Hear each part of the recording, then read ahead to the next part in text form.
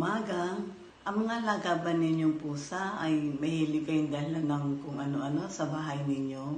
Ang alaga ko si Mengay, kung ano-anong regalo ang binibigay sa akin. Pagkatapos tatawagin niya ako, tapos iiwanan sa tapat ng pinto sa labas ng bahay namin. Kapag ganun ang ginagawa ng mga pusa ninyo, huwag niyo silang pagagalitan. Kausapin niyo sila, kargahin niyo sila. Kasi doon nila pinakikita yung paano natin sila alagaan at asikasuhin. Doon nila pinakikita ang pasasalamat nila.